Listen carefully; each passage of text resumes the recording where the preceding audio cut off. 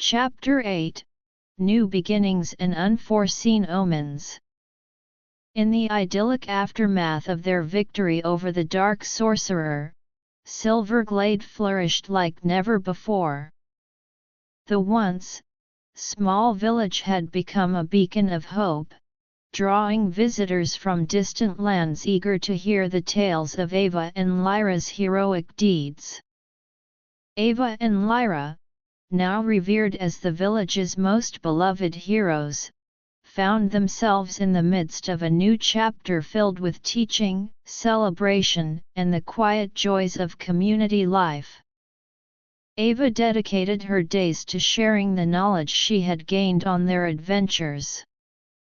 She set up a small school in the village square, where children and adults alike gathered to learn about history, magic, and the importance of courage and kindness. Lyra, on the other hand, became a sort of protector in residence. She would often patrol the outskirts of the village, ensuring that no lingering threats remained from the sorcerer's defeat. Her presence alone was enough to comfort the villagers, and her sharp senses made her an invaluable guardian. One morning, as Ava was preparing for her daily lessons, an old traveler arrived in Silverglade. His clothes were tattered, and his face was weathered by years of travel, but his eyes sparkled with a wisdom that hinted at countless adventures. He approached Ava as she was arranging scrolls and books in the school. "Greetings, young hero," he said, his voice gruff but friendly. "I've heard many tales of your exploits, and I've come with a story of my own that I think you should hear." Ava looked up, intrigued. "Please, sit down," she said, motioning to a nearby bench. "I'm always eager to listen to new stories." The traveler sat down and began his tale. "I've been journeying through the far off mountains, where the air is thin, and the peaks touch the sky. In a small, hidden valley, I came across a tribe of ancient people. They live in harmony with nature, and they have a deep connection to the magic of the land. But recently, they've been plagued by strange omens." Ava leaned forward, her interest piqued. "What kind of omens?" she asked. The traveler sighed. "The rivers in their valley have started to run black, and the animals have become restless. The tribe seers have had visions of a great darkness approaching, not like the sorcerer you defeated, but something older, more powerful." Lyra, who had just returned from her patrol, heard the end of the conversation. She walked over and sat down next to Ava. "We can't ignore this, Ava. If there's a new threat emerging, we have to do something." Ava nodded. "You're right, Lyra. But we need more information first." Ava turned back to the traveler. "Can you take us to this tribe? We might be able to help." The traveler hesitated for a moment. "The journey is long and dangerous. The mountains are filled with treacherous paths, and there are creatures that would rather see you dead than pass through their territory." Lyra growled softly. "We're not afraid. We've faced many dangers before, and we've always overcome them." The traveler smiled. "I can see that. Very well, I'll take you. But we must leave soon. The omens grow stronger with each passing day." Ava and Lyra quickly made their preparations. They informed the villagers of their plans, reassuring them that they would return. The villagers, having full faith in their heroes, offered their support, providing them with supplies and wishes. The next morning, they set off with the traveler. The journey through the low-lying hills was relatively peaceful at first. They passed by meadows filled with wild flowers and small villages where the people greeted them with curiosity. But as they started to ascend the mountains, the landscape changed dramatically. The paths became narrow and winding, with steep drops on either side. The air grew colder, and the wind howled through the valleys. They had to be careful with each step, as a misstep could mean a fatal fall. Along the way, they encountered a group of mountain trolls. These trolls were large, with grey skin and sharp, jagged teeth.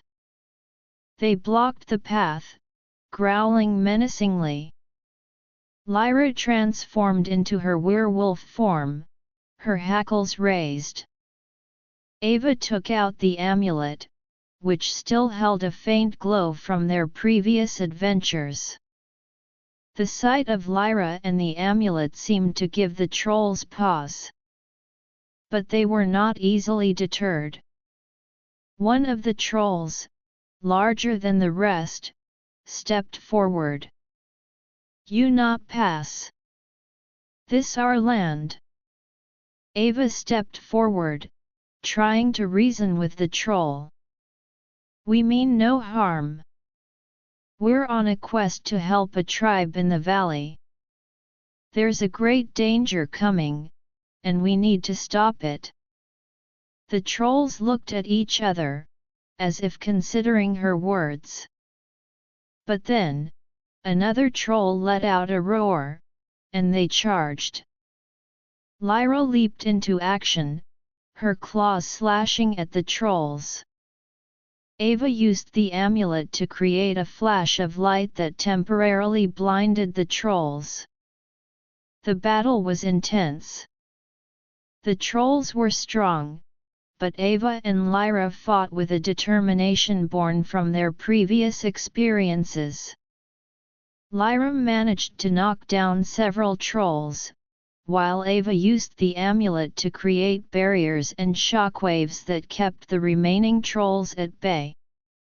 After a fierce struggle, the trolls finally retreated. Ava and Lyra caught their breath. The traveler looked at them with admiration. "You two are truly remarkable. I've never seen anyone stand up to those trolls like that." They continued their journey, more cautious now. As they got closer to the valley, the air grew even colder, and the sky seemed to darken. The rivers they passed were indeed black, and the stench of decay filled the air. The animals they saw were either fleeing or acting erratically. Finally, they reached the valley. The tribe's village was a collection of small, stone huts nestled among the trees. The people of the tribe were a solemn-looking bunch. Their faces were etched with worry, and they looked at Ava, Lyra, and the traveler with a mix of hope and suspicion. Ava approached the tribe's elder, a wise-looking woman with long, white hair. "We've come to help," she said. "We heard about the omens, and we want to stop whatever is causing this." The elder studied Ava and Lyra for a moment. "Many have come before, promising to help. But each time, they've failed. What makes you different?" Lyra stepped forward. "We've faced and defeated a powerful sorcerer. We have the experience and the will to stop this threat, whatever it may be." The elder seemed to be convinced. She led them to a small, circular hut in the center of the village. Inside the hut, there was a large, circular pool. The water in the pool was a deep, inky black, and it seemed to be pulsating with a strange energy. The elder pointed at the pool. "This is the source of our problems. The water has been poisoned by an ancient evil that has awakened from its slumber." Ava took out the amulet and held it over the pool. The amulet started to glow brightly, but the dark energy from the pool seemed to push back against the amulet's light. Lyra could sense that there was something strange about the pool. "Ava, I think there's a hidden entrance below the pool. The source of the evil might be underground." Ava nodded.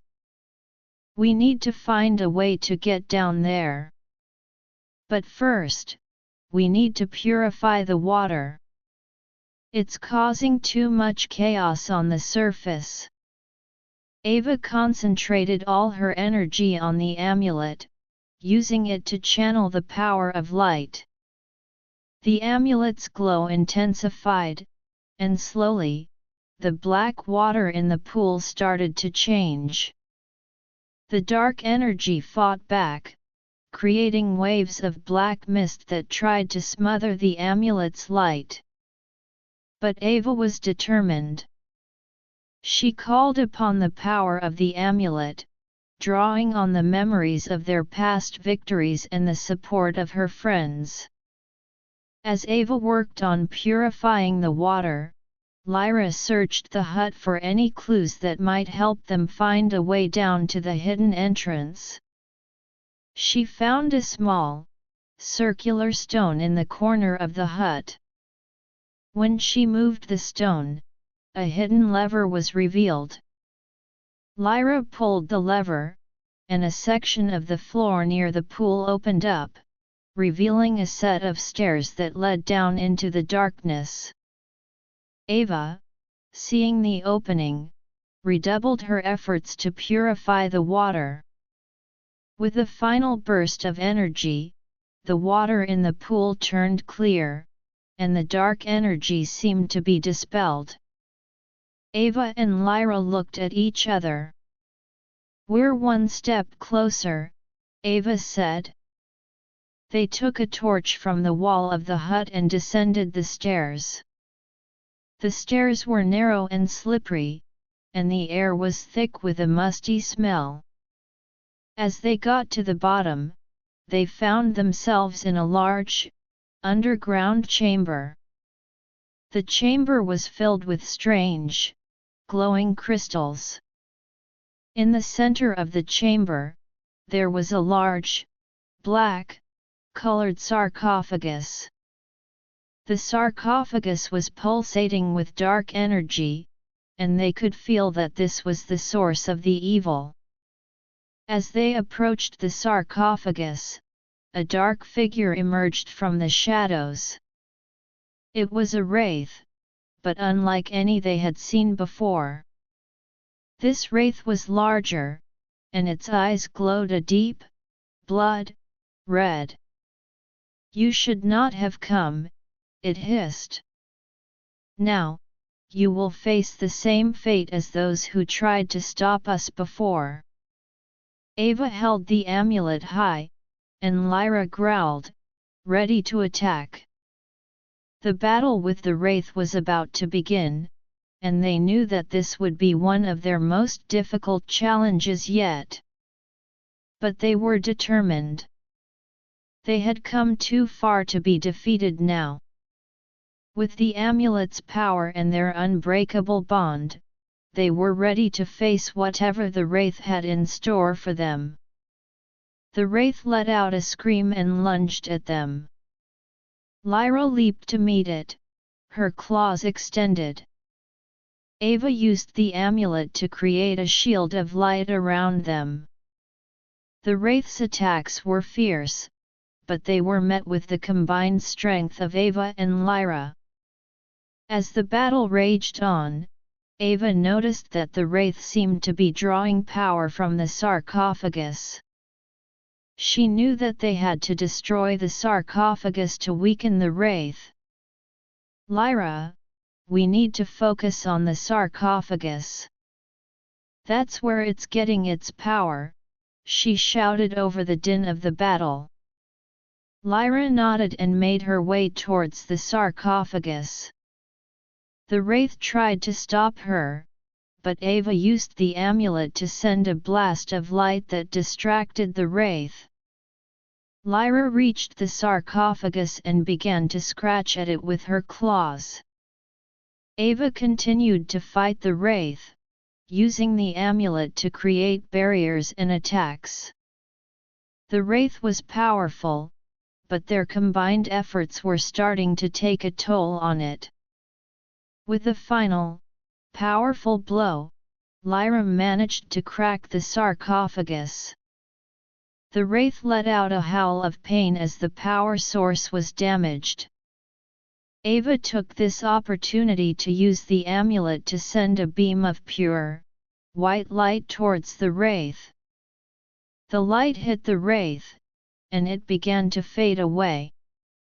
With the wraith defeated, they turned their attention to the sarcophagus. Ava placed the amulet on the crack in the sarcophagus. The amulet's power spread through the sarcophagus, and it began to crumble. The dark energy that had filled the chamber dissipated, and the air became clear. They made their way back up the stairs and out of the hut. The elder and the tribe were waiting outside. When they saw Ava and Lyra emerge, and the pool in the hut now filled with clear water, they let out a cheer. The tribe was overjoyed. They celebrated Ava and Lyra as their saviors. The rivers in the valley began to flow clear again, and the animals returned to their normal behavior. Ava and Lyra had once again averted a great danger. As they prepared to leave the valley, the elder gave them a small, carved amulet. "This is a token of our gratitude," she said. "It holds a small part of the valley's magic, and it will help you in your future adventures."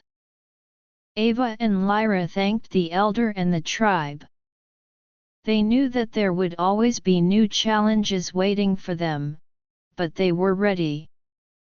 With the amulet in hand and their bond stronger than ever, they set off on the journey back to Silverglade, ready to face whatever the future held. Chapter 9: The Whispers of the Ancient Forest and the Hidden Temple. After their successful mission in the mountain valley, Ava and Lyra returned to Silverglade to a hero's welcome. The village was abuzz with their latest adventure, and the tales of their bravery spread like wildfire. But Ava and Lyra, though honored by the celebration, couldn't shake the feeling that more was to come. The amulet given to them by the valley tribe seemed to hum with a quiet energy, as if hinting at new mysteries. One night, as Ava lay in bed, she had a strange dream. She found herself in a vast, ancient forest. The trees were so tall that their tops were lost in the clouds, and their trunks were as wide as houses. The air was thick with the scent of pine and earth, and a soft, whispering sound filled the air. She couldn't make out the words, but the tone was urgent. When she woke up the next morning, the dream was still vivid in her mind. She shared it with Lyra over breakfast. "I've never had a dream like this before, Lyra.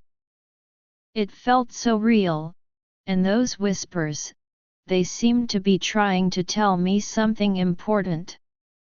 Lyra listened intently, her brows furrowed in thought. It could be a sign, Ava. Maybe there's another adventure waiting for us in that forest. We should find out more about this place. Ava nodded in agreement. They decided to visit the village elder, hoping that he might have some knowledge about the forest from the dream. The elder, a wise old man with a long, white beard, listened to Ava's description of the dream. "I've heard tales of such a forest," he said. "It's said to be a place of great magic, where the spirits of the ancient ones still linger. But it's also a dangerous place. Those who enter without permission often get lost, never to be seen again." Ava's eyes sparkled with determination. "We have to go, Lyra. I feel like this is something we're meant to do." Lyra grinned. "Then let's get ready. We've faced danger before, and we've always come out on top." Over the next few days, they prepared for the journey. They stocked up on supplies, including food, water, warm clothing, and of course, the amulets they had collected on their previous adventures. The villagers, though worried, knew better than to try and stop their heroes. They offered words of encouragement and small tokens to help them on their way. Finally, the day of departure arrived. Ava and Lyra said their goodbyes and set off towards the unknown forest. The journey was long, and the landscape changed as they left the familiar territory of Silverglade behind. They passed through rolling hills, across babbling brooks, and through small, sleepy villages. As they neared the forest, the air grew thick with an otherworldly sense of anticipation. The trees on the forest's edge were already larger than any they had seen before, their branches reaching out like gnarled fingers. The whispers that Ava had heard in her dream seemed to grow louder, though still indecipherable. They stepped into the forest, and immediately, a hush fell over them. The sunlight filtered through the thick canopy of leaves, creating a dappled pattern on the forest floor. The path ahead was narrow and overgrown with ferns and wild flowers. As they walked deeper, the whispers became more distinct. "Seek the temple, hidden in the heart, where the power lies." Ava repeated the words to Lyra. "We have to find this temple. It sounds like it holds the key to whatever is going on here." Suddenly, they heard a rustling in the bushes. A small, furry creature emerged. It was a cross between a fox and a squirrel, with large, intelligent eyes and a long, bushy tail. "You should not be here," it said in a high-pitched voice.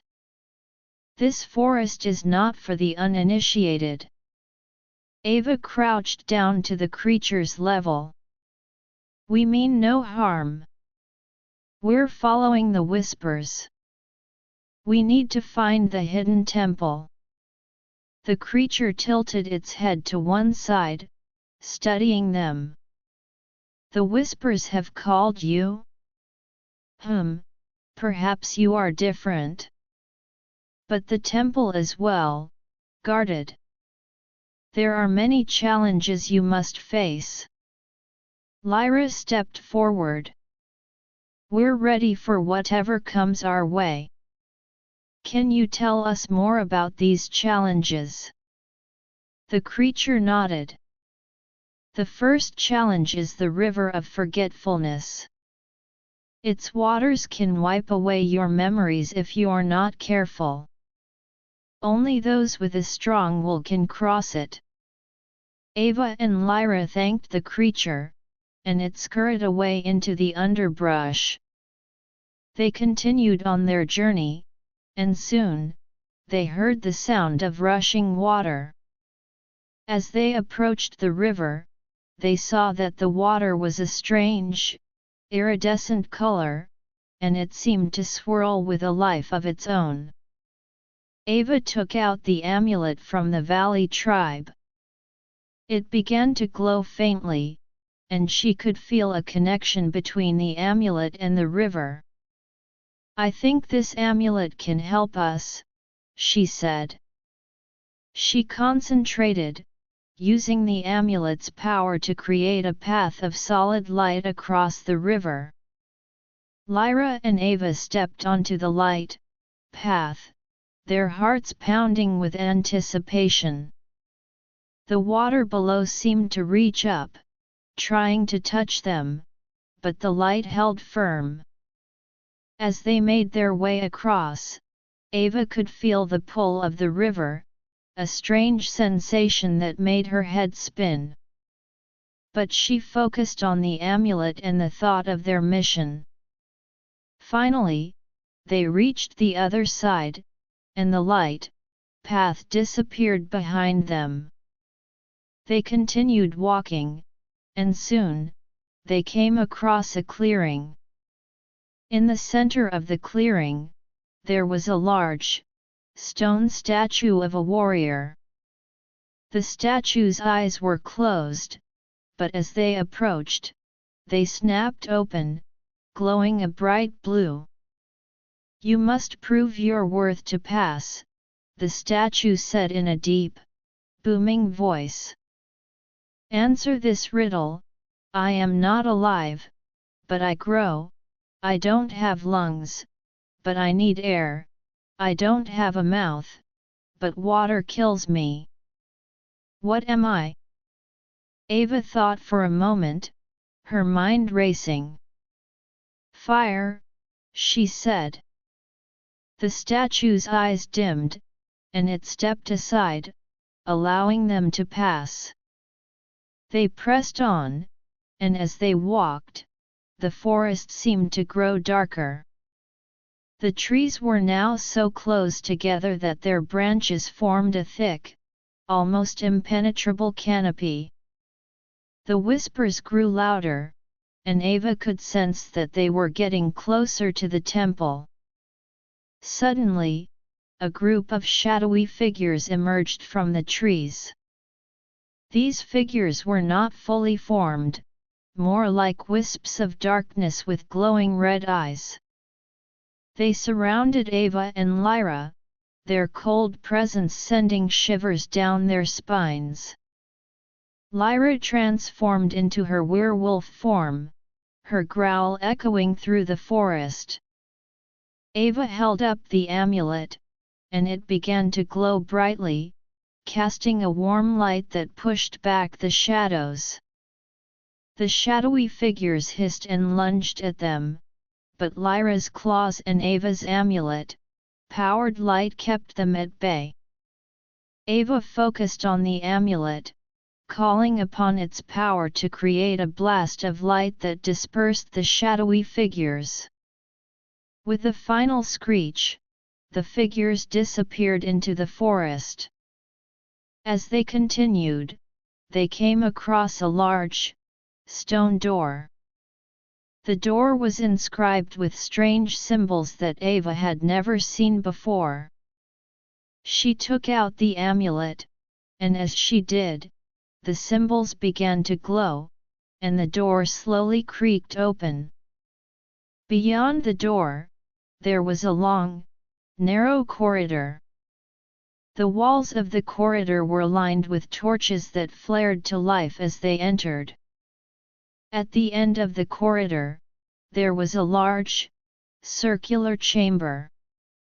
In the center of the chamber, there was a pedestal, and on the pedestal, there was a book. As they approached the pedestal, the book began to float in the air, its pages flipping rapidly.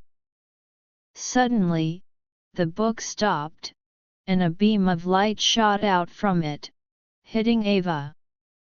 Images filled her mind, images of an ancient evil that had been sealed away long ago, but was now starting to stir again. The images also showed a way to strengthen the seal, but it required a powerful artifact that was hidden deep within the temple. Ava shared the vision with Lyra. "We have to find this artifact, Lyra. We can't let this evil be unleashed." They started to search the chamber. There were several alcoves in the walls, each containing strange artifacts and trinkets. As they searched, Ava noticed a faint glow coming from one of the alcoves. She walked over and found a small, crystal-like object. As she picked it up, the object began to pulsate with a soft, white light. She knew that this was the artifact they were looking for. But just as she held it, the ground began to shake. A large, serpent-like creature emerged from a hidden opening in the floor. The creature was massive, its scales glistening with a dark sheen. Its eyes were a deep, menacing purple, and it let out a roar that shook the chamber. "You think you can just take what is ours?" it hissed. Lyra growled and leaped at the creature. Ava used the amulet to enhance her strength and joined the fight. The battle with the serpent was intense. The creature's attacks were swift and powerful, but Ava and Lyra fought back with all their might. Lyra managed to bite into the serpent's tail, while Ava used the amulet to send a blast of energy that stunned the creature. With the final, combined attack, they were able to defeat the serpent. It let out a final, pained roar and disappeared back into the opening. Ava and Lyra took a moment to catch their breath. They knew that they were running out of time. The evil was awakening, and they had to use the artifact to strengthen the seal. They made their way deeper into the temple, following the instructions from the vision. They came across a large, circular room with a raised platform in the center. On the platform, there was a large, glowing seal. Ava placed the artifact on the seal, and the seal began to glow brighter. The power of the artifact combined with the amulet's power, and they could feel the seal growing stronger. The ancient evil that had been stirring was pushed back, its influence waning. With the final burst of energy, the seal was fully strengthened. The temple began to shake, and they knew it was time to leave. They made their way back through the corridor, past the stone door, and out of the forest. As they emerged from the forest, they looked back. The forest seemed to have returned to its peaceful state, the whispers now gone. They had done it. They had strengthened the seal and averted another potential disaster. They made their way back to Silverglade, their hearts filled with a sense of accomplishment. The villagers were overjoyed to see them back safely. Ava and Lyra knew that their adventures were far from over, but for now, they were content to rest and share their latest story with their friends. Over the next few days, Ava and Lyra recounted their tale to the villagers. The story of the ancient forest, the hidden temple, and the evil they had thwarted became a new legend in Silverglade. And as they sat by the village hearth, sharing their adventures, they knew that they would always be ready to answer the call of duty, no matter where it might lead them. Chapter 10 The Prophecies Unfolding and the Gathering Storm. In the days following their return from the ancient forest, Silverglade settled back into its peaceful rhythm. Ava and Lyra's heroic deeds were the talk of the village, inspiring the younger generation with tales of bravery and magic. However, beneath the surface of this tranquility, Ava couldn't shake a growing sense of unease. The vision she had seen in the temple, of the ancient evil being held at bay, left her with a feeling that it was only a temporary victory. One morning, as Ava was walking through the village market, she noticed a strange old man. He was dressed in tattered robes, his long, white hair and beard unkempt. His eyes, a piercing blue, seemed to look right through her. As she passed by, he reached out and gently touched her arm. "Child," he said in a voice that was both soft and filled with an otherworldly quality. "The path you've chosen is a dangerous one, but it is also a path of great destiny. The evil you've faced is but a shadow of what is to come." Ava was taken aback. She stopped and looked at the old man. "What do you mean?" "We strengthened the seal. We thought we had stopped the evil." The old man shook his head. "The seal is but a band-aid on a gaping wound. The prophecy that has been set in motion cannot be so easily halted. There are forces at work, dark and powerful, that seek to break the seal and unleash chaos upon the land." Lyra, who had been nearby, heard the conversation and joined them. "Tell us more. We need to know what we're up against." The old man motioned for them to follow him. They walked to the edge of the village, where he sat down on a large, flat rock. "There is an ancient prophecy," he began. "It speaks of a time when the balance between light and dark will be severely tested.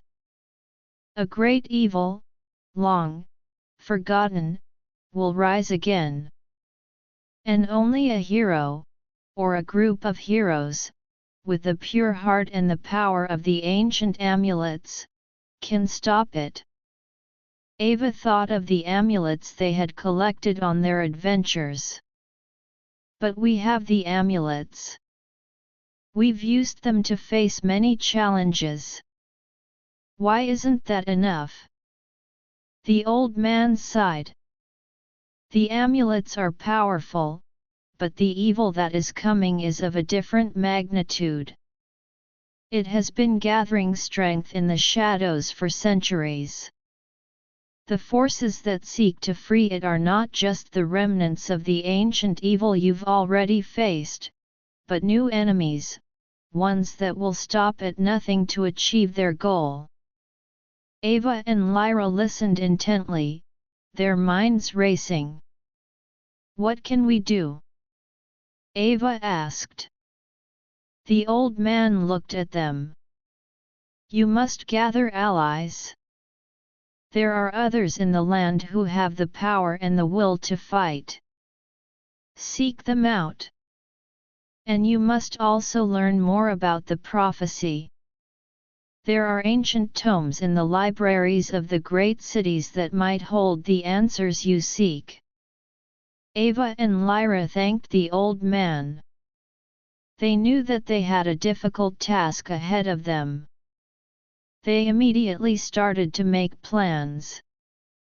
First, they decided to visit the nearest great city, Riverstone. It was known for its vast library, filled with knowledge from all corners of the land. The journey to Riverstone was long but uneventful. As they walked, they discussed their strategy. "We need to find out everything we can about this prophecy," Ava said. "And then we can start to think about who we can recruit to our cause." Lyra nodded. "Agreed. But we also need to be careful. If there are forces trying to unleash the evil, they might be watching us." When they arrived in Riverstone, the city was a bustling hub of activity. The streets were filled with people from different walks of life, and the air was filled with the sounds of merchants calling out their wares. They made their way to the library, a large, imposing building made of white marble.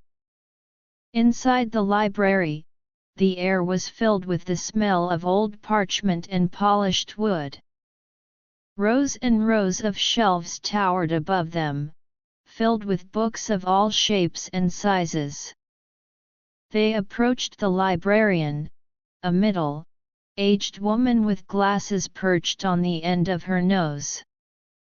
"Excuse me," Ava said. "We're looking for information about an ancient prophecy. One that speaks of a great evil rising and the need for heroes to stop it." The librarian looked at them curiously. "That's a rather specific request. But I think I know where you might find something. Follow me." She led them to a section of the library that was tucked away in a corner. The shelves here were filled with old, dusty tomes. "These books are some of the oldest in our collection. They contain stories and prophecies from the earliest days of our land. You might find what you're looking for here." Ava and Lyra spent the next few hours poring over the books. They found several mentions of the prophecy, but the information was scattered and often in cryptic language. One book described a group of ancient heroes who had once faced a similar evil and had used a powerful artifact, the heart of the world, to seal it away. As they continued to read, they learned that the heart of the world was hidden in a lost city, deep in the desert. The city was said to be protected by powerful magic and filled with traps and guardians. And now, the forces of evil were trying to find the heart of the world to use its power to break the seal on the ancient evil. Ava looked at Lyra. "We have to find this lost city before they do. If they get their hands on the heart of the world, all will be lost." Lyra nodded. "But the desert is a vast and dangerous place. And we don't even know where to start looking for this city." Just then, a young man approached them. He had been sitting at a nearby table, listening to their conversation. "I might be able to help," he said. "My name is Aaron. I'm a scholar, and I've studied the legends of the lost city. I know of a map that might lead you to it." Ava and Lyra were intrigued. "Please, tell us more," Ava said. Aaron sat down at their table. "There's an old hermit who lives in the mountains on the outskirts of the desert. He's said to have a map that shows the location of the lost city. But he's a very reclusive man, and he doesn't give out information easily." Ava and Lyra thanked Aaron for the information. They knew that they had to find this hermit. They said goodbye to Aaron and left the library. The journey to the mountains was long and arduous. They had to climb steep slopes and cross narrow ledges. The weather was unpredictable, with sudden rain showers and strong winds. But they were determined. After several days of travel, they reached the area where the hermit was said to live. They searched for hours, calling out for the hermit. Finally, they heard a gruff voice. "What do you want? This is my land. Leave me alone." Ava stepped forward. "We're sorry to disturb you, but we need your help. We're on a quest to stop a great evil from being unleashed, and we believe you have a map that can help us." The hermit emerged from a small cave. He was a short, stocky man with a bushy beard and sharp eyes. "Why should I help you? The world has done nothing for me." Lyra stepped forward. "Because if we don't stop this evil, it will destroy everything, including your peaceful home in these mountains." The hermit considered their words. After a moment, he nodded. "Very well. But you'll have to earn the map. There's a task I need you to do." Ava and Lyra looked at each other. "What is it?" Ava asked. The hermit pointed to a large, boulder-filled valley below. "There's a plant in that valley. It's called the star bloom. It has magical properties, and I need it for a potion I'm making. Bring me the star bloom, and I'll give you the map." Ava and Lyra didn't hesitate. They made their way down into the valley. The valley was filled with all sorts of strange plants and rocks. As they searched for the star bloom, they had to be careful not to step on any hidden traps or anger the local wildlife. Suddenly, they heard a loud growl. A large, bear-like creature emerged from behind a boulder. It had long, sharp claws and a menacing look in its eyes. Lyra transformed into her werewolf form, and Ava took out the amulet. The bear-like creature charged at them. Lyra leaped to meet it, her claws extended. Ava used the amulet to create a shield of light. The battle was intense. The creature was strong, but Ava and Lyra's combined efforts managed to keep it at bay. Ava noticed that the creature seemed to be protecting a small patch of flowers. She realized that these might be the star blooms. "Lyra, I think the star blooms are over there. Try to distract it." Lyra growled and launched a more aggressive attack on the creature, drawing its attention away from the flowers. Ava quickly made her way to the patch of flowers and carefully picked one of the star blooms. With the star bloom in hand, she called out to Lyra. Lyra backed away from the creature, and they made their way out of the valley. The creature, seeing that they had taken the flower, let out a final growl but didn't pursue them. They returned to the hermit. He was waiting for them at the entrance to his cave. When he saw the star bloom, he nodded in approval. "You've done well. Here's the map." He handed them a rolled-up piece of parchment. Ava and Lyra thanked him and unrolled the map. The map showed the location of the lost city deep in the desert. They knew that their next challenge was to navigate the dangerous desert and find the city before the forces of evil did. They set off towards the desert, their hearts filled with determination. The desert stretched out before them, a vast expanse of sand and heat. But they were ready. With the map in hand and their unwavering bond, they were prepared to face whatever the desert and the lost city had in store for them. As they walked, the sun beat down on them, and the sand seemed to go on forever. But they knew that the fate of the world might depend on their success. They had to find the heart of the world and use it to stop the ancient evil from being unleashed. The stage was set for their most dangerous adventure yet, and Ava and Lyra were ready to face the gathering storm. Chapter 11 The Perils of the Desert and the Lost City's Secrets. Ava and Lyra stepped onto the vast expanse of the desert, the hot sun beating down on them like a relentless hammer. The sand, a sea of golden, brown, stretched as far as the eye could see, with only an occasional outcropping of rocks breaking the monotony.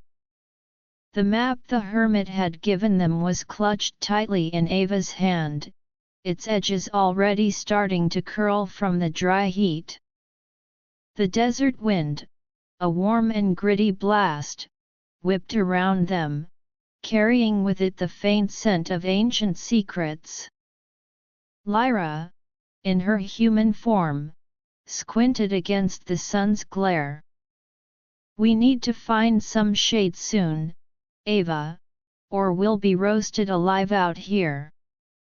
Ava nodded, her throat parched. "Let's look for those rock formations on the map. They might provide some shelter." As they trudged through the sand, their feet sinking with each step, Ava studied the map intently. According to this, there should be a series of large boulders shaped like a crescent moon not too far from here. Lyra scanned the horizon. "I think I see something up ahead. It could be them." Sure enough, as they got closer, they saw the distinctive crescent-shaped boulders. The rocks provided a welcome respite from the sun's rays. They sat down in the shade, taking a moment to catch their breath and drink some water. Ava took the opportunity to examine the map. "It says that after we pass these boulders, we'll come across a dry riverbed. That's our next landmark." After a short rest, they continued their journey. The dry riverbed was easy to spot, a long, winding gash in the desert floor. They followed it, hoping it would lead them closer to the lost city. But the desert was not going to let them have an easy time. Suddenly, a sandstorm whipped up out of nowhere. The wind howled, and sand filled the air, making it impossible to see more than a few feet in front of them.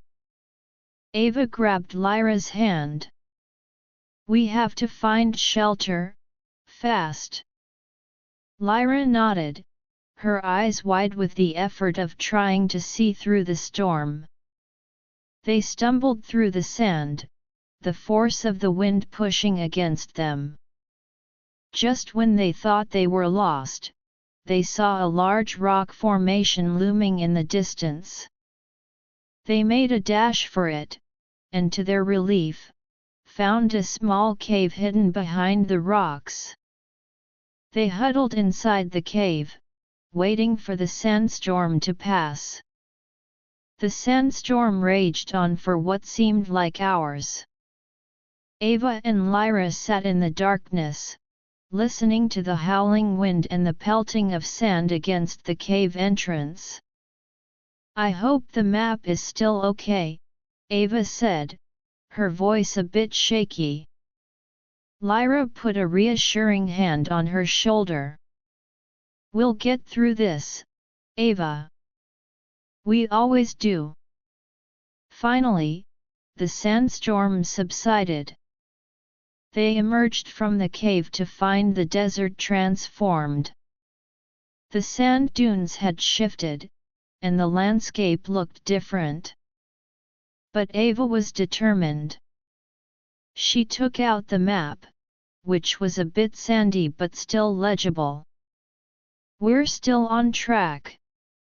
We just need to keep following the riverbed. As they walked, they noticed strange markings on the rocks near the riverbed. Some were simple shapes, like circles and triangles, while others were more complex symbols. Ava remembered reading about such markings in the books in Riverstone's library.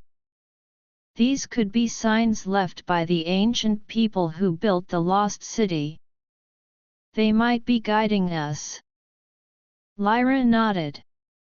Let's follow them. But we need to be on our guard. Who knows what else is out here? The markings led them deeper into the desert. The sun was starting to set, casting an orange-red glow over the landscape. The desert, which had been so harsh during the day, now took on an otherworldly beauty. But Ava and Lyra didn't have time to admire it. They were too focused on finding the lost city. Suddenly, they heard a strange noise, like the flapping of wings. Looking up, they saw a large, bird-like creature soaring through the sky. It was unlike any bird they had ever seen, with a long, serpentine neck and a beak that looked sharp enough to pierce steel. The creature let out a screech and swooped down towards them. Ava quickly took out the amulet, and it began to glow. The light seemed to startle the creature, and it veered off at the last moment. But it circled back around, preparing for another attack. Lyra transformed into her werewolf form. I'll distract it. You look for a way to drive it away for good, Ava. The creature dived at Lyra, its talons extended. Lyra leaped to meet it, her claws slashing at the air. Ava used the amulet to create a bright flash of light, which temporarily blinded the creature.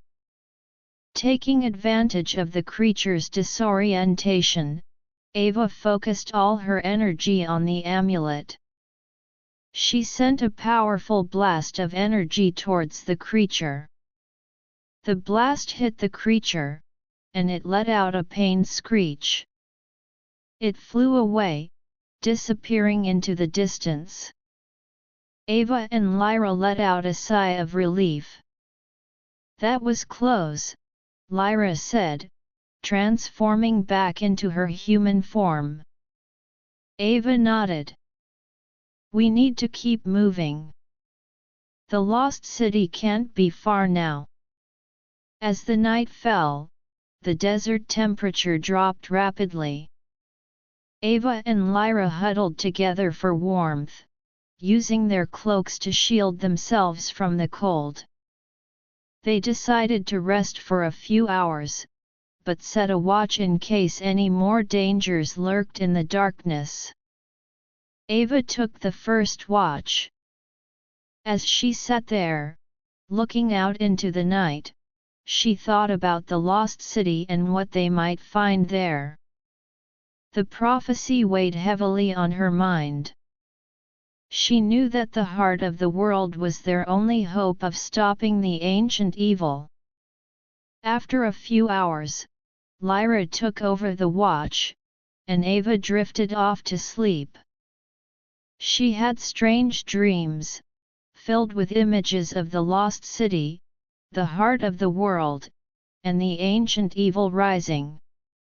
When she woke up, it was still dark, but she could sense that dawn was approaching. They continued their journey as the first rays of sunlight began to peek over the horizon. The markings on the rocks led them to a large, circular depression in the desert floor. At the bottom of the depression, there was a large, stone door. The door was inscribed with the same strange symbols they had seen on the rocks. Ava and Lyra made their way down to the door. Ava placed her hand on the door, and to her surprise, the symbols began to glow.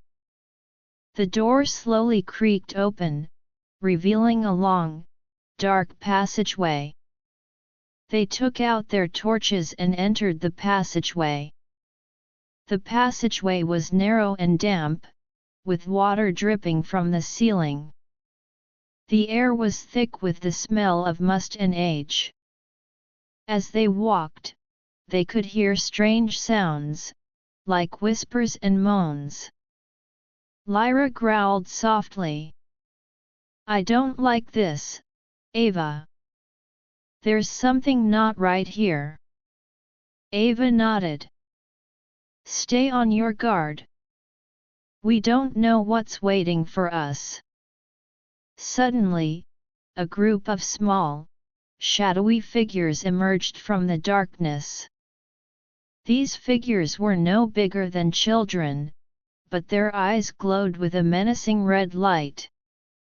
They surrounded Ava and Lyra, their tiny hands reaching out towards them. Ava held up the amulet, and it illuminated the passageway. The light seemed to weaken the shadowy figures, but they didn't retreat.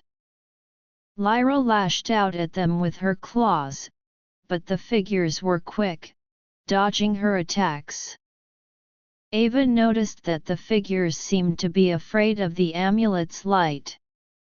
She focused on the amulet, making the light brighter. The shadowy figures let out high-pitched screeches and disappeared back into the darkness. They continued down the passageway. As they walked, they came across a large, circular room. In the center of the room, there was a pedestal.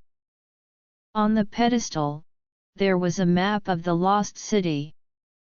The map was made of a strange, glowing material, and it showed the different areas of the city, including the location of the heart of the world. Ava studied the map. According to this, the heart of the world is in the central chamber of the city. But there are many traps and guardians between here and there. Lyra looked at the map. "We've faced traps and guardians before. We can do it." They followed the map, making their way through the corridors of the lost city. The first trap they encountered was a pit filled with spikes. But Ava noticed a series of small ledges on the side of the pit. With careful footwork, they managed to cross the pit. As they continued, they came across a large, stone golem. The golem was twice as tall as Lyra, and its eyes glowed a bright blue. "You must prove your worth to pass," the golem said in a deep, booming voice. "Solve this riddle. I am tall when I'm young and short when I'm old. What am I?" Ava thought for a moment. "A candle," she said. The golem's eyes dimmed, and it stepped aside. They pressed on, facing more traps and guardians. But with their combined strength, intelligence, and the power of the amulet, they managed to overcome each challenge. Finally, they reached the central chamber. The chamber was filled with a soft, golden light.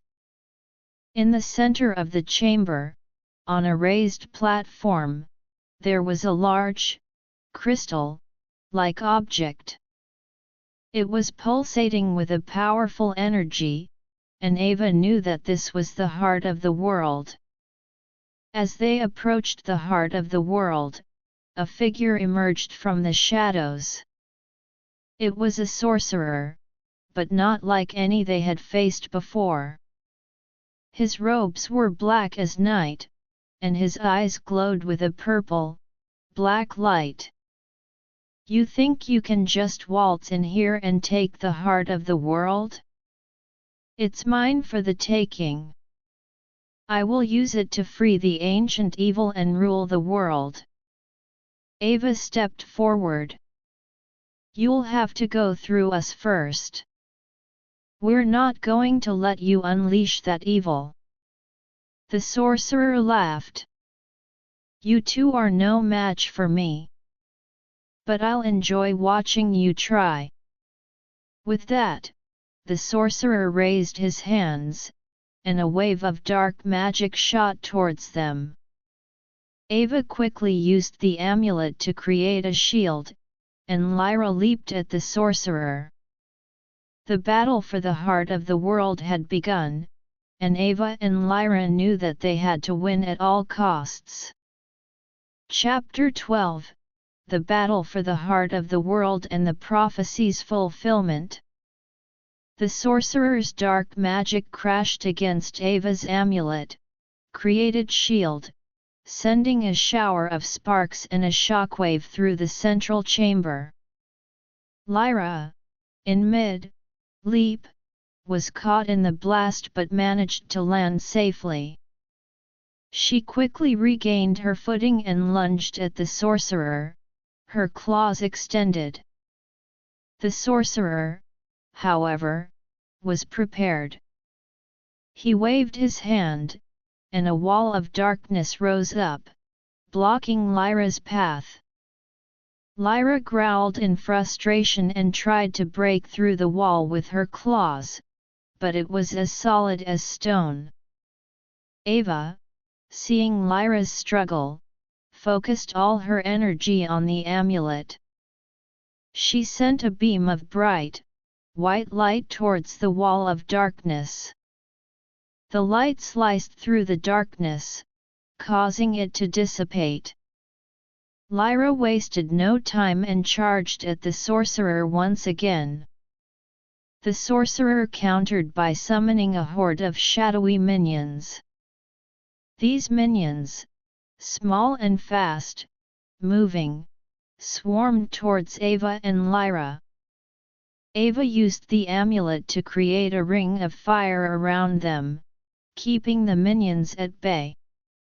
Lyra, meanwhile, continued her attack on the sorcerer. The sorcerer and Lyra engaged in a fierce close combat. The sorcerer's magic, enhanced strikes were powerful, but Lyra's werewolf strength and agility allowed her to dodge and counter-attack. She managed to land a few blows on the sorcerer, but he was resilient. Ava knew that they needed a plan. She looked around the chamber, trying to find a weakness in the sorcerer's defenses. She noticed that every time he used a powerful spell, he seemed to draw energy from a small, black crystal that hung around his neck. "Ava, I can't keep this up for much longer," Lyra shouted as she fought off the sorcerer's attacks. Ava nodded. "I have an idea, Lyra. Try to distract him. I'm going for that crystal around his neck." Lyra let out a fierce growl and launched a more aggressive attack on the sorcerer. She feinted to the left and then lunged to the right, her claws swiping at the sorcerer's robes. The sorcerer was forced to focus all his attention on Lyra, trying to defend himself. Ava took this opportunity to sneak up on the sorcerer. She moved as quietly as possible, using the amulet to mask her presence. When she was close enough, she reached out and grabbed the black crystal. The sorcerer let out a scream of rage as Ava snatched the crystal. He turned to face her, his eyes filled with hatred. But without the crystal to enhance his magic, his spells were weaker.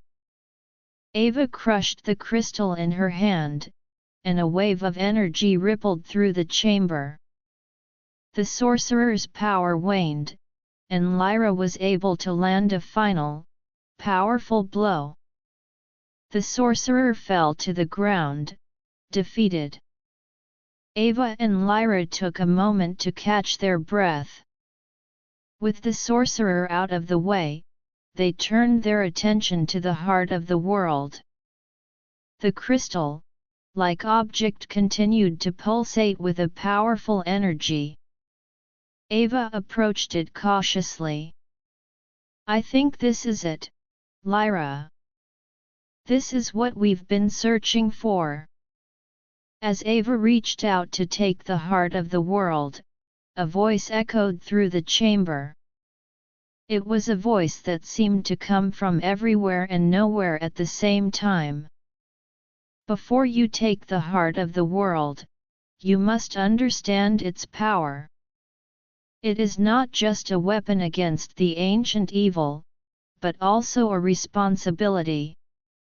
With it, you can reshape the balance of power in the world." Ava looked around, trying to find the source of the voice. "Who are you? And what should we do?" The voice replied, "I am the spirit of this lost city, the keeper of its secrets. You must use the heart of the world to strengthen the seal on the ancient evil. But beware, the act of using it will change you both." Ava and Lyra looked at each other. "We're ready," Ava said. "We'll do whatever it takes to stop the evil." The spirit of the city seemed to approve. "Very well. Take the heart of the world.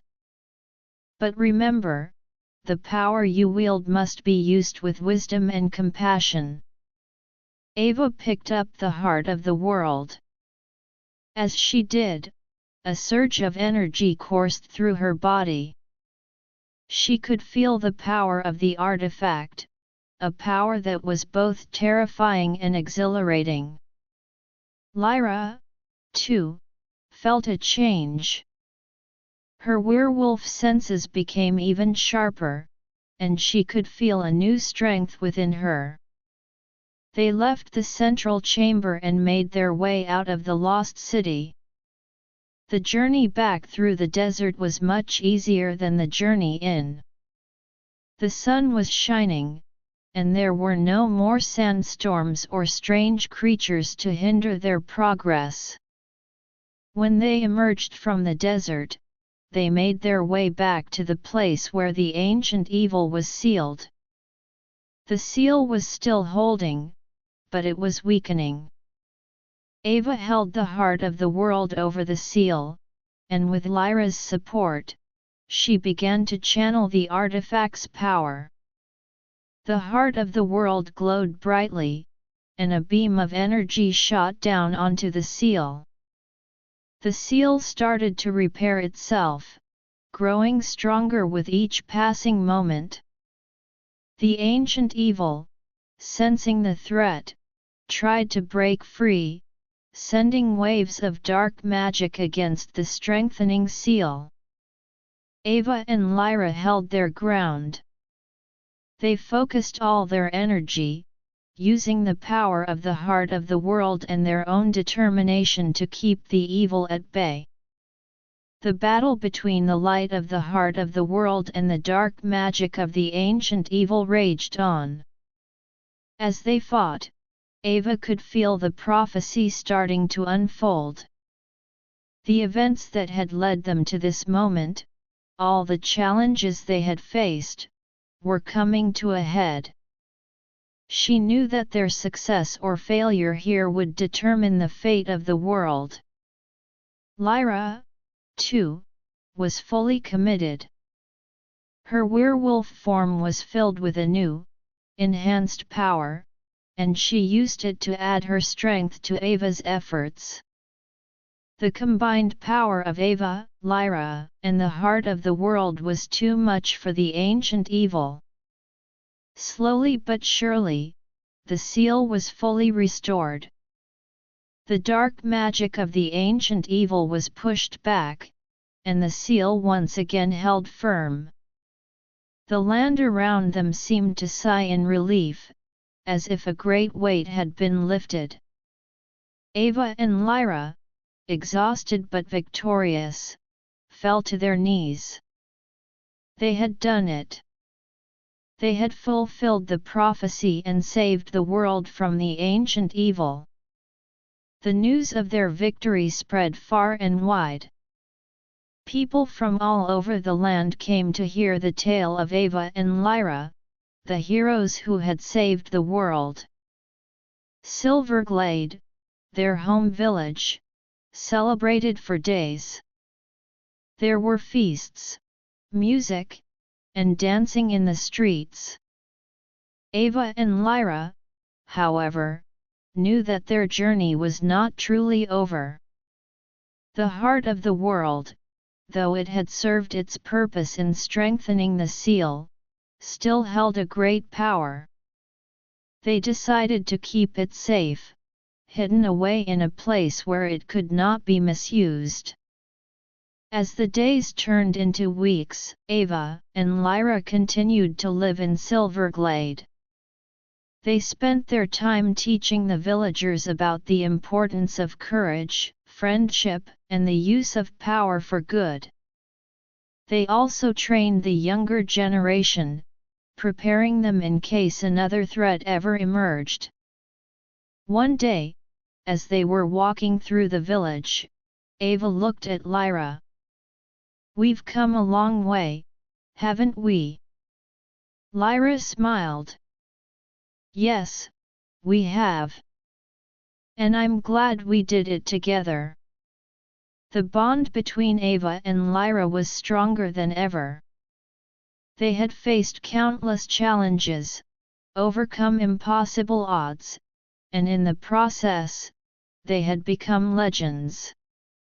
Their story would be told for generations to come, a story of heroism, sacrifice, and the triumph of good over evil.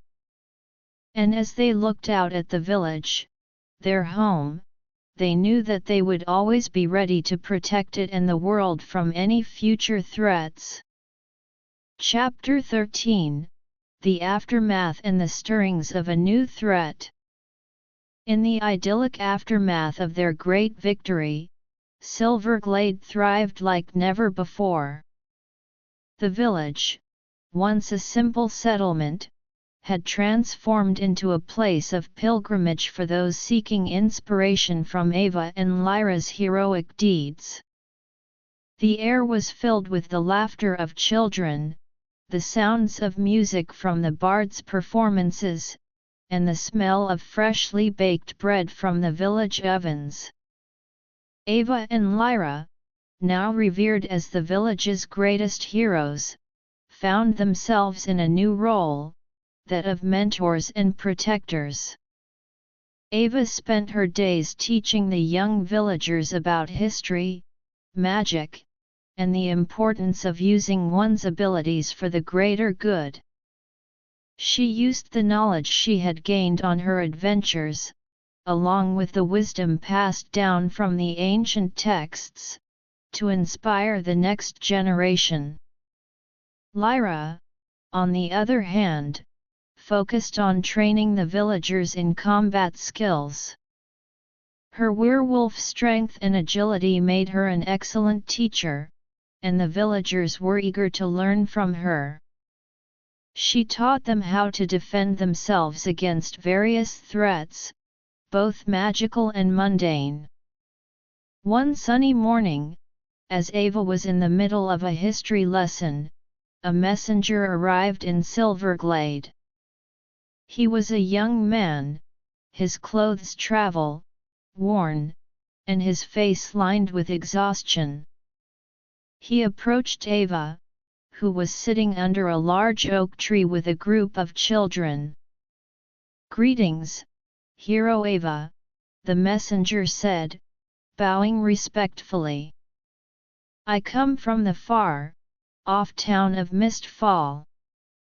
There is a strange occurrence that has the town in an uproar, and we were hoping you and Hero Lyra could help." Ava stood up, her interest piqued. "What kind of occurrence? Tell me everything." The messenger took a deep breath. "There have been strange disappearances in Mistfall. People are vanishing in the dead of night, without a trace. The townsfolk are scared, and the local guards have no leads. Some say it's the work of dark magic." Ava frowned. "We'll come with you. Lyra and I will do whatever we can to help." She dismissed the children from their lesson and went to find Lyra. Lyra was in the village square, training a group of young men and women. When Ava told her about the situation in Mistfall, she immediately agreed to go. "We can't let the people of Mistfall be terrorized. Let's gather our things and leave." Ava and Lyra quickly packed their supplies, including the amulets and other magical items they had collected on their adventures. They said goodbye to the villagers, promising to return soon, and set off on the journey to Mistfall with the messenger. The journey to Mistfall was long, taking them through dense forests and over rolling hills. Along the way, they questioned the messenger further. "Have there been any signs of a struggle at the scenes of the disappearances?" Ava asked. The messenger shook his head. "None. It's as if the people just vanished into thin air. Some of the victims were even found with their meals half-eaten, as if they were interrupted in the middle of their evening." Lyra growled softly. "This sounds like the work of a powerful and stealthy creature. Maybe a vampire or a wraith." As they neared Mistfall, the air grew colder, and an eerie silence seemed to hang over the land. The once bustling town was now quiet, with most of the people staying indoors. The streets were empty, and the windows of the houses were shuttered. They were greeted at the town gates by the mayor, a worried-looking man with a receding hairline. "Thank you for coming, heroes," he said. "We're at our wits' end. These disappearances are tearing our town apart."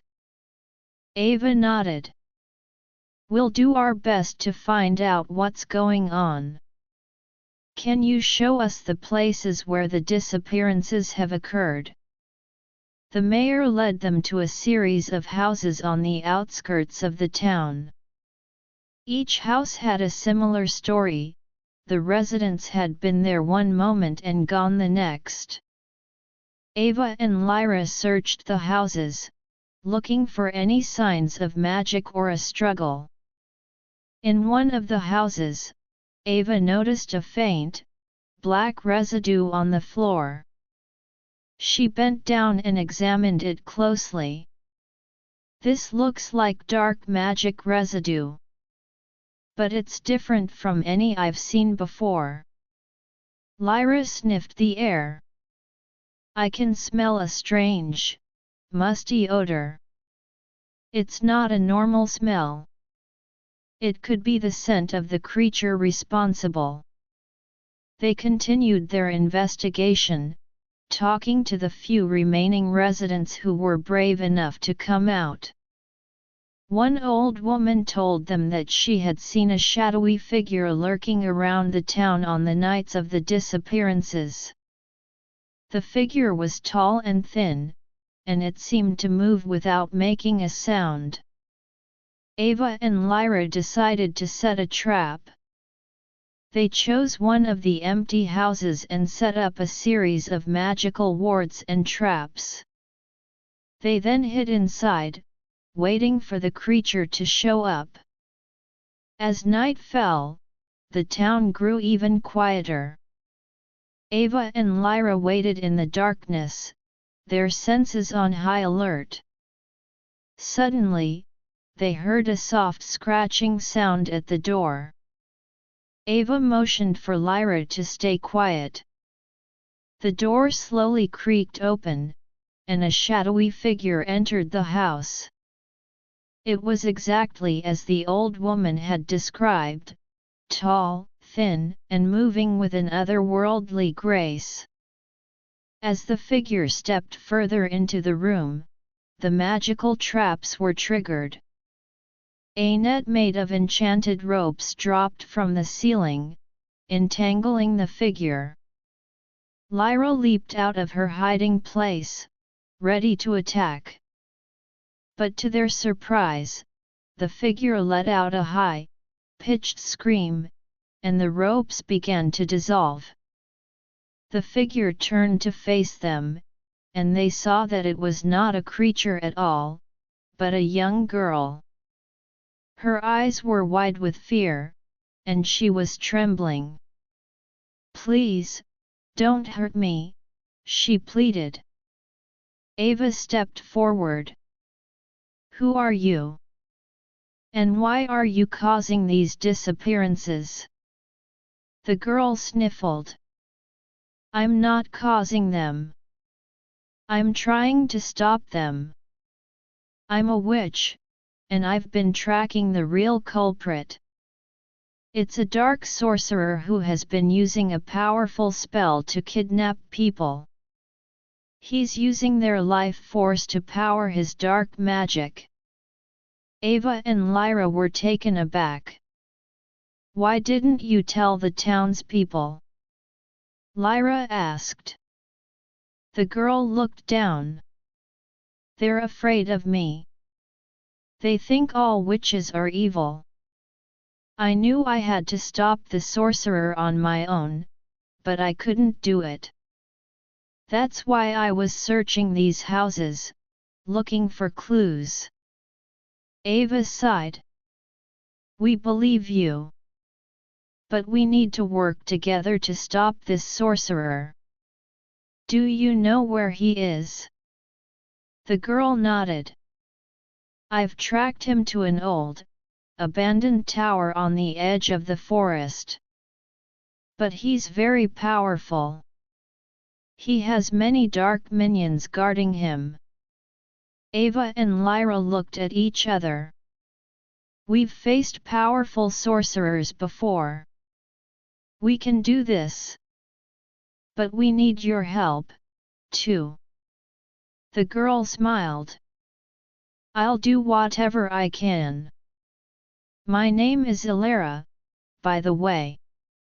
Ava, Lyra, and Lyra made their way to the forest.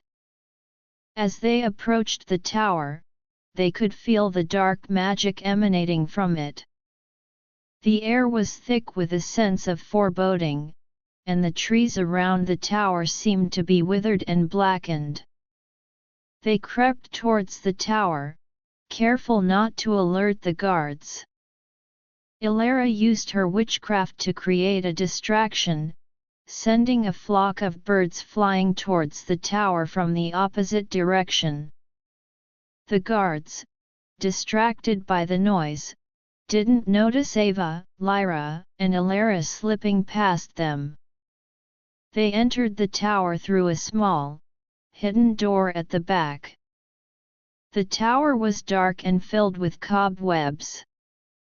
The stairs creaked as they climbed, and the air was filled with a musty smell. Suddenly, they heard a loud, maniacal laugh. You think you can sneak up on me? You're all fools. The sorcerer emerged from the shadows. He was dressed in a long, black robe, and his face was hidden beneath a deep, hooded cowl. His hands were glowing with dark magic, and his eyes were a bright, menacing red. You won't get away with this, Ava said, holding up the amulet. The amulet began to glow, casting a warm light in the dark tower. The sorcerer laughed again. That little trinket won't save you. You're too late. I'm almost ready to complete my spell, and then the world will be mine to rule. With that, the sorcerer launched a wave of dark magic towards them. Ava quickly used the amulet to create a shield, while Lyra and Lyra counter-attacked. Lyra lunged at the sorcerer, her claws extended, and Lyra sent a blast of her own magic towards him. The battle in the tower was intense. The sorcerer was powerful, but Ava, Lyra, and Lyra fought with all their might. The sorcerer summoned his dark minions, small, shadowy creatures that swarmed towards them. Ava used the amulet to create a ring of fire around them, keeping the minions at bay. Lyra and Lyra focused their attacks on the sorcerer.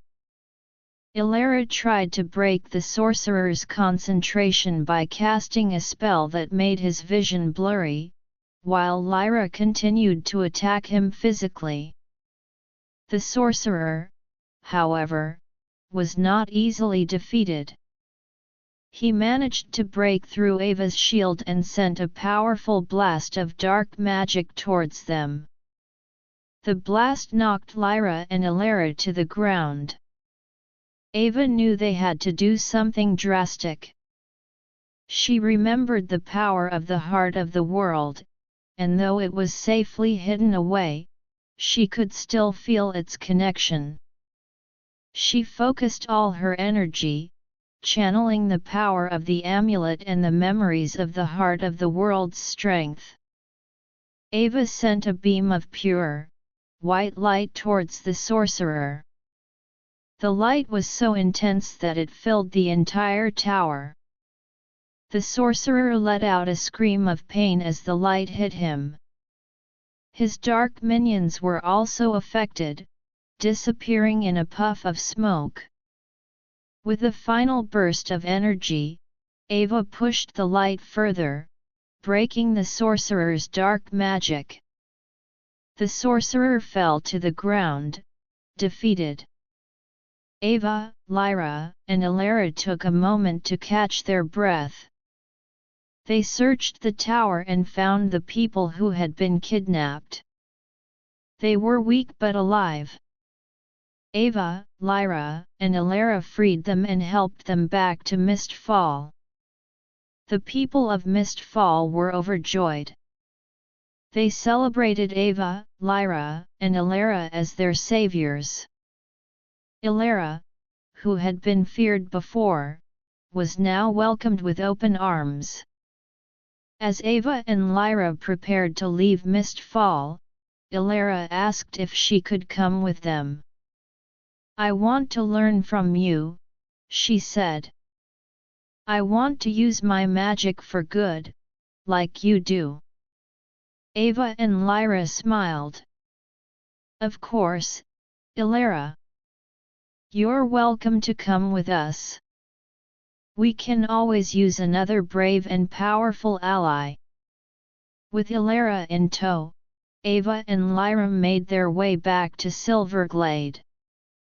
They knew that there would always be new threats, but as long as they had each other and their determination to do good, they were ready to face whatever came their way. Back in Silverglade, the villagers were happy to see them return with a new friend. Ava, Lyra, and Lyra settled into their new routine, sharing their knowledge and skills with the villagers and preparing for the next adventure that awaited them. And as the days passed, the story of their latest heroism spread, inspiring even more people to stand up for what was right and to use their powers for the betterment of the world. Chapter 14: The Mysterious Island and the Ancient Artifact. Ava, Lyra, and Lyra had been back in Silverglade for a few weeks, enjoying the relative peace and the company of the villagers. However, their adventures seemed to be a siren call that they couldn't ignore for long. One day, while strolling through the village market, Ava noticed a strange-looking old man selling maps.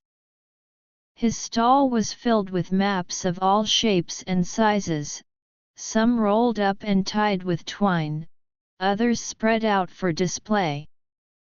Ava's curiosity got the better of her, and she approached the old man. As she got closer, she noticed that one of the maps seemed to glow faintly, as if it were alive with a soft, otherworldly light. The old man, seeing her interest, smiled.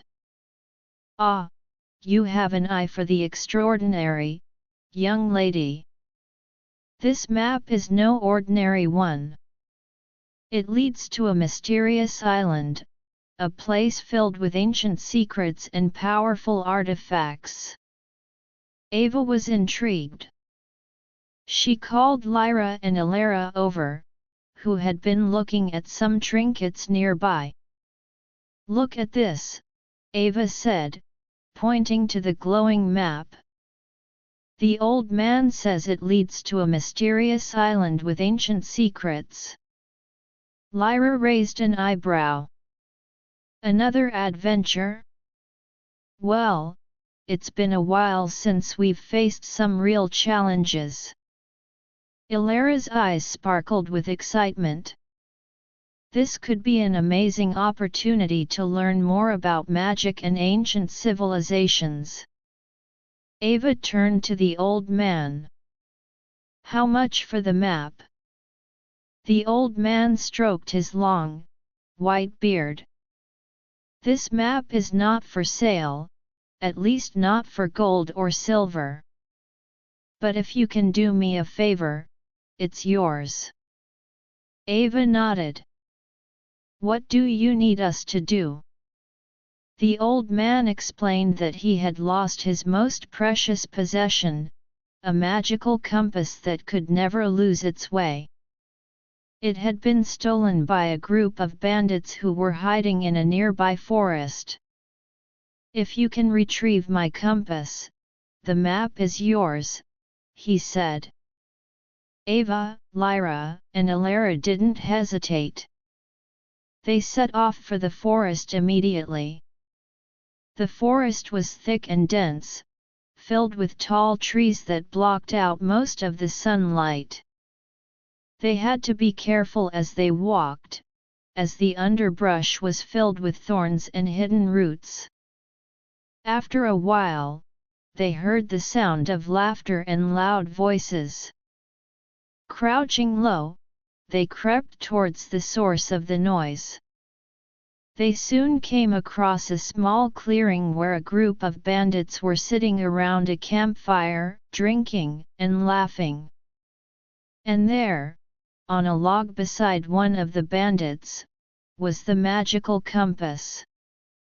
Lyra motioned for Ava and Lyra to stay put. She transformed into her werewolf form and silently crept around the edge of the clearing. When she was in position, she let out a fierce growl and leaped into the middle of the bandits. The bandits were caught off guard. Some of them reached for their weapons, but Lyra was too fast. Ava and Lyra joined the fray. Ava used the amulet to create a bright flash of light that blinded the bandits for a moment, while Lyra cast a spell that made the bandits' weapons slip from their hands. In a matter of minutes, the bandits were defeated. They fled into the forest, leaving the camp and the compass behind. Ava picked up the compass and examined it.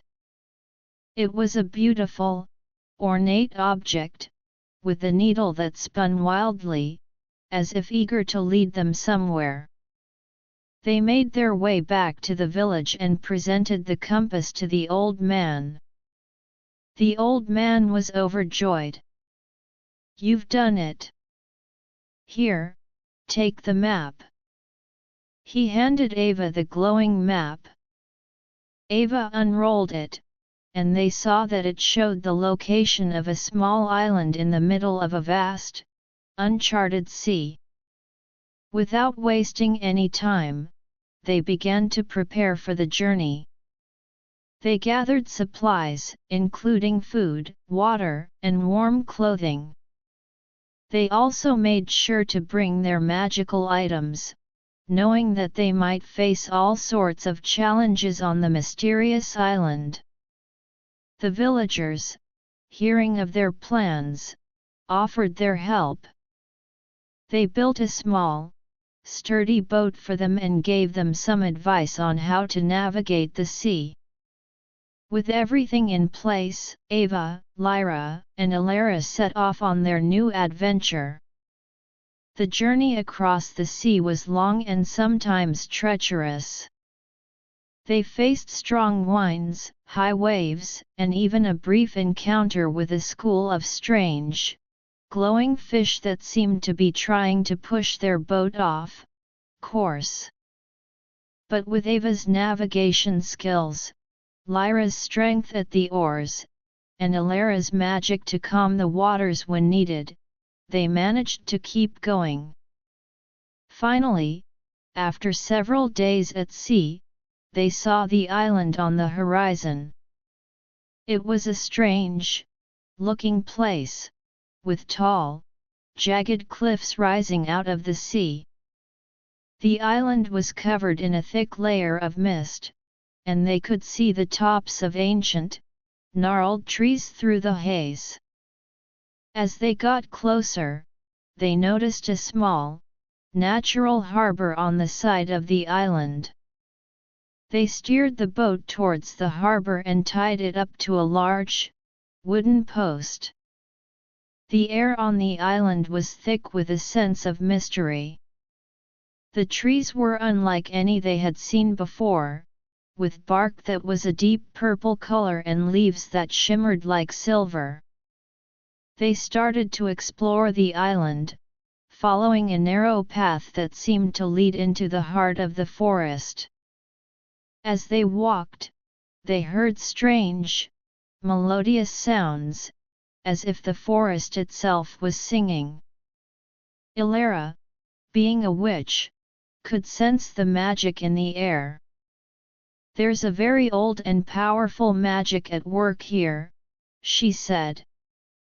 "We need to be extremely careful." Suddenly, they came across a large, stone statue of a mermaid. The statue was in a state of disrepair, but they could still make out the beauty and grace of the figure. As Ava examined the statue, she noticed a small, hidden compartment in the base. She opened it and found a small, crystal-like key. Just as she held the key, a group of small, winged creatures emerged from the trees. They were about the size of a human hand, with delicate wings and sharp, beady eyes. They let out high, pitched screeches and flew towards Ava, Lyra, and Lyra. Lyra transformed into her werewolf form and swiped at the creatures, but they were too fast. Lyra cast a spell to create a barrier around them, but the creatures seemed to be able to penetrate it. Ava, looking at the key in her hand, noticed that it was starting to glow in the presence of the creatures. She held the key up high, and a bright beam of light shot out from it. The light seemed to have a calming effect on the creatures. They stopped their attack and landed on the ground in front of Ava. One of the creatures, slightly larger than the rest, stepped forward. "You hold the key of our ancestors. What do you seek on this island?" Ava explained that they had come to the island in search of ancient secrets and artifacts. The creature considered her words. "The island is home to many treasures, but also many dangers. If you wish to proceed, you must follow our guidance." Ava, Lyra, and Lyra agreed. The winged creatures led them deeper into the forest.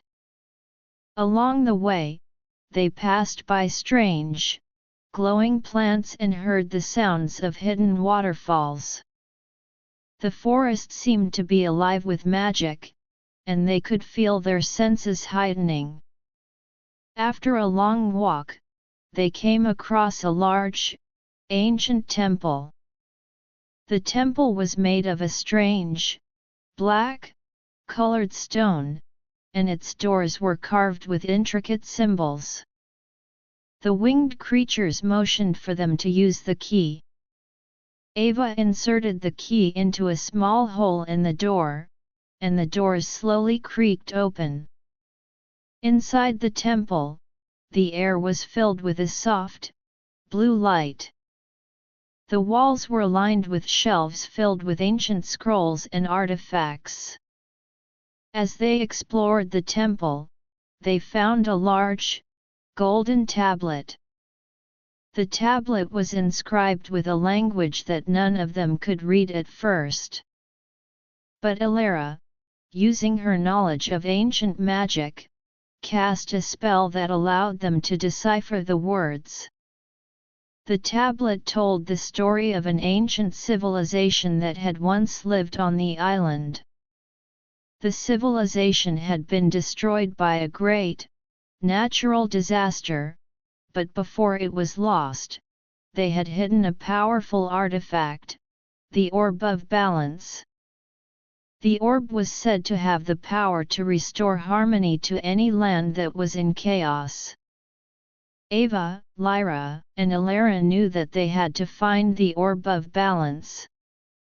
But as they continued to search the temple, they heard a loud, rumbling sound. The ground began to shake, and a large, stone golem emerged from the shadows. The golem was massive, with eyes that glowed a bright red. "You must prove your worth to claim the Orb of Balance," it said in a deep, booming voice. "Answer this riddle: I am taken from a mine, and shut up in a wooden case, from which I am never released, and yet I am used by almost every person. What am I?" Ava thought for a moment. "Pencil lead," she said, remembering the riddle from their previous adventures.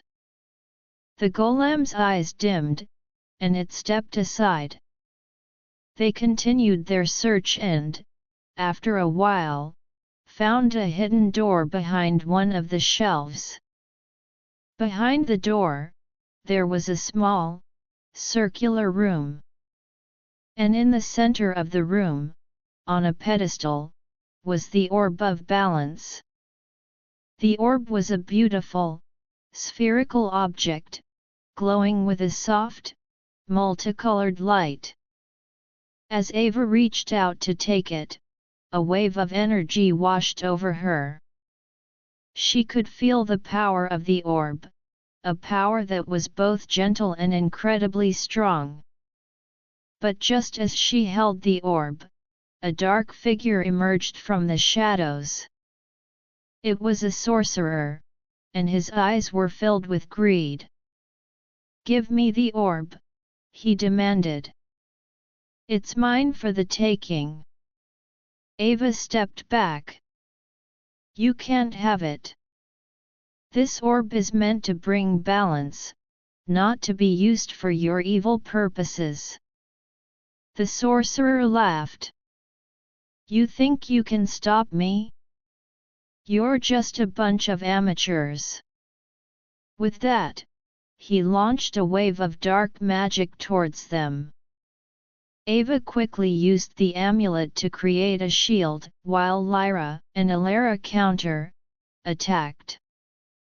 Lyra lunged at the sorcerer, her claws extended, and Lyra sent a blast of her magic towards him. The battle for the orb of balance had begun, and Ava, Lyra, and Lyra were determined to keep the orb out of the sorcerer's hands. The sorcerer was powerful, but Ava, Lyra, and Lyra had faced similar threats before. They fought with all their might, using their combined skills and the power of their magical items. The sorcerer summoned dark minions to help him, but Lyra and Lyra managed to keep them at bay. Ava, meanwhile, focused on the orb and the amulet. She could feel a connection between the two, and she used this connection to enhance the power of the amulet.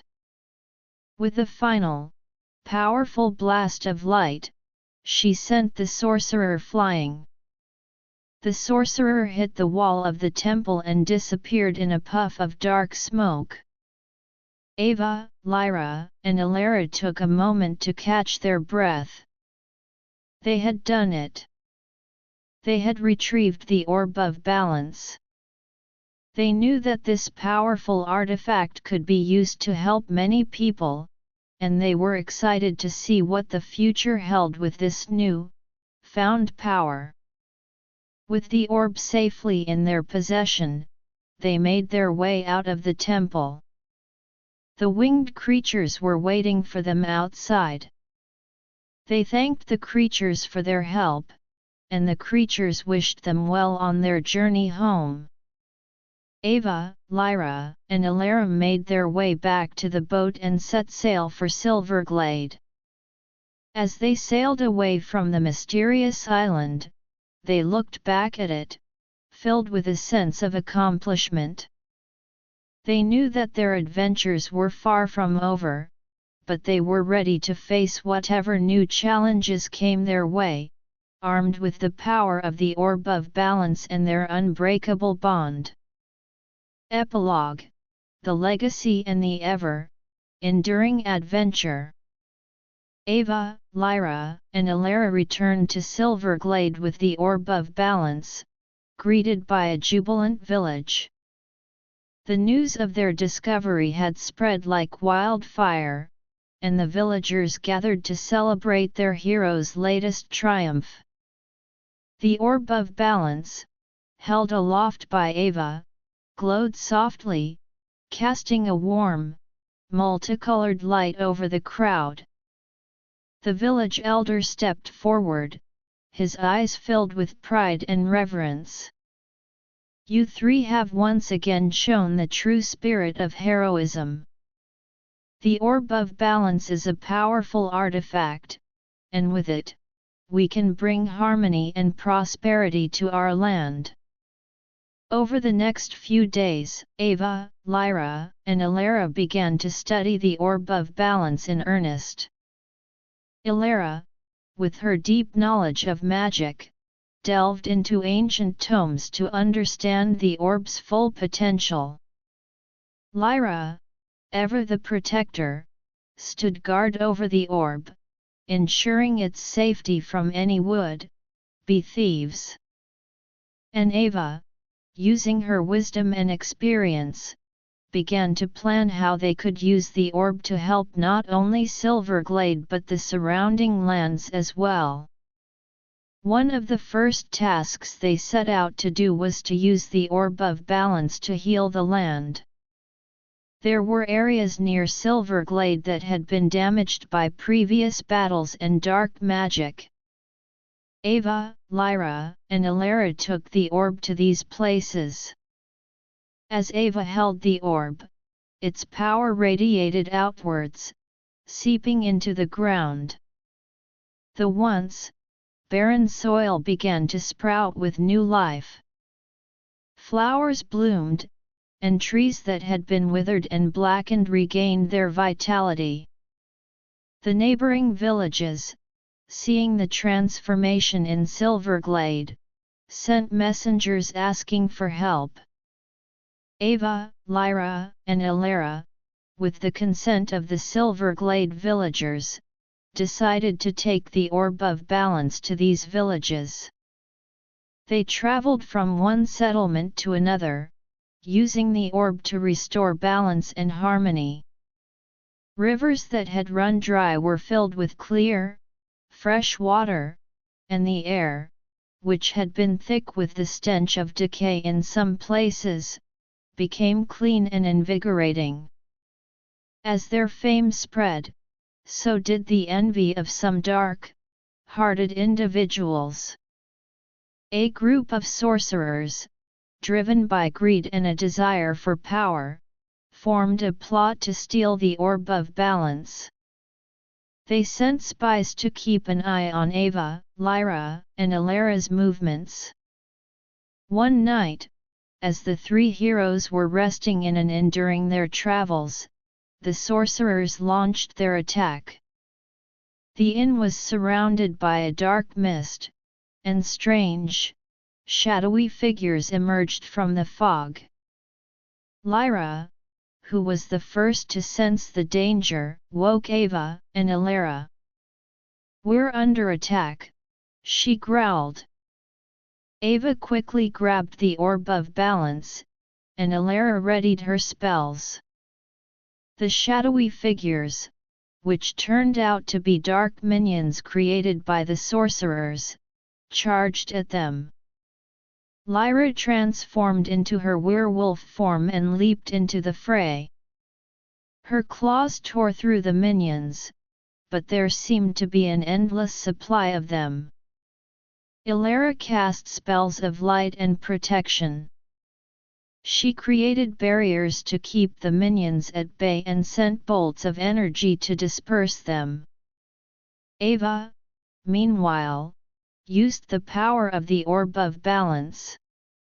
She focused the orb's energy, creating a shockwave that pushed back the dark forces.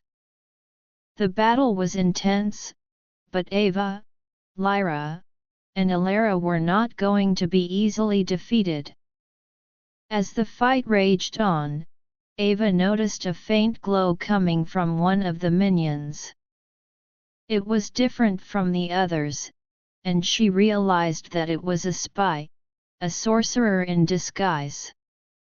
"Ava, look out!" Lyra shouted as the sorcerer lunged at Ava, trying to grab the orb of balance. Ava quickly sidestepped and used the orb to send a blast of energy at the sorcerer. The sorcerer was thrown back, but he quickly regained his footing. Lyra, seeing an opportunity, cast a powerful spell of binding. The sorcerer was wrapped in ropes of magical energy, unable to move. With their leader immobilized, the remaining dark minions lost their coherence and soon dissipated. Ava, Lyra, and Lyra took the captured sorcerer back to Silverglade. The village council decided to hold a trial. During the trial, the sorcerer revealed that there were more like him, part of a larger organization that sought to use powerful artifacts like the Orb of Balance for their own evil ends. This revelation led Ava, Lyra, and Lyra to realize that they needed to do more than just protect the orb. They needed to find a way to stop this organization once and for all. They began to gather information, reaching out to their allies in other lands. They learned that the organization had bases in several hidden locations, each filled with dark magic and dangerous creatures. Ava, Lyra, and Lyra decided to launch a preemptive strike. They traveled to the nearest known base of the organization, a dark castle hidden in a remote valley. The castle was surrounded by a moat filled with a strange, purple, black liquid that seemed to eat away at anything that touched it. Using their combined skills, they managed to cross the moat.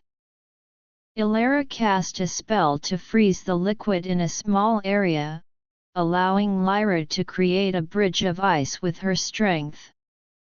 Ava, meanwhile, used the orb of balance to shield them from any hidden traps.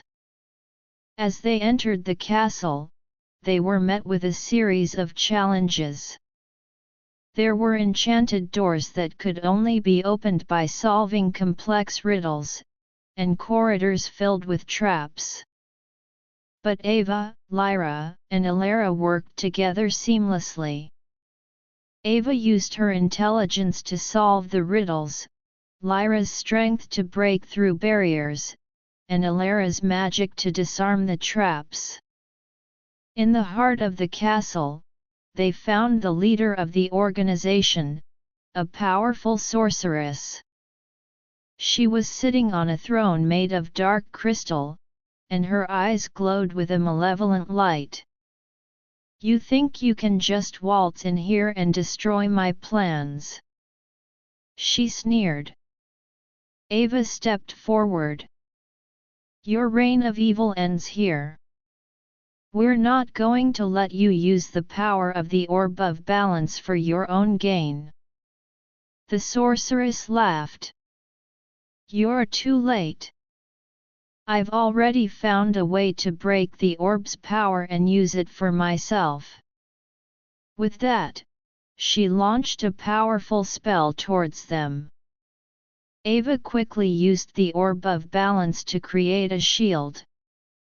The spell hit the shield, creating a blinding flash of light. Lyra and Lyra attacked.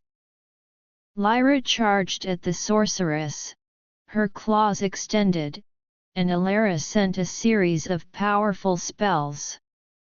The battle with the sorceress was the most intense one they had ever faced. The sorceress was able to manipulate dark magic in ways they had never seen before. She created illusions that confused them and summoned powerful dark creatures to fight on her behalf. But Ava, Lyra, and Lyra were determined. They remembered all the people they had helped, all the lives they had changed with the orb of balance. This gave them the strength to keep going. Ava, focusing all her energy on the orb, discovered a hidden power within it. She used this power to break through the sorceress's illusions and attacks. Lyra, taking advantage of the sorceress's momentary distraction, managed to land a powerful blow. The sorceress was knocked off her throne. Lyra then cast a final, binding spell. The sorceress was trapped, unable to move or use her magic. With the sorceress defeated, they searched the castle and found the plans to break the orb of balance. They destroyed these plans, ensuring that the orb's power remained intact. With the threat of the organization eliminated, Ava, Lyra, and Lyra returned to Silverglade as true heroes. The land was now safe, and the orb of balance continued to bring peace and prosperity. As the years passed, Ava, Lyra, and Lyra became legends. Their stories were told and retold around campfires, inspiring generations of young people. Ava took on the role of a wise teacher, passing on her knowledge of magic and heroism to the next generation. Lyra became a protector of the land, patrolling the borders and ensuring that no evil would ever threaten their peace again. Lyra, with her deep knowledge of magic, founded a school of magic, where young witches and wizards could learn to use their powers for good. The orb of balance was placed in a special chamber in Silverglade, a place where it could be accessed in times of need. But its power was felt throughout the land, a constant reminder of the victory of good over evil. One day, as Ava, Lyra, and Lyra sat in the village square, enjoying the simple pleasures of life, a young girl approached them. She had bright, curious eyes and a determined look on her face. "I want to be like you when I grow up," she said. "I want to have adventures and help people." Ava smiled. "You can. All you need is a kind heart, courage, and a willingness to learn. And remember, the world is full of magic and mystery, waiting for you to explore." The girl nodded, her eyes filled with hope. And as Ava, Lyra, and Lyra watched her run off to play, they knew that their legacy would live on. Their adventures had come to an end, but the spirit of heroism and the desire to do good would continue to inspire others for generations to come. Silverglade, once a small village, had become a symbol of hope and strength. And Ava, Lyra, and Lyra, the heroes who had shaped its destiny, would always be remembered as the ones who had used their courage, friendship, and the power of the orb of balance to make the world a better place. Their story was not just a tale of adventure but a testament to the power of the human spirit and the unwavering belief in the triumph of good over evil.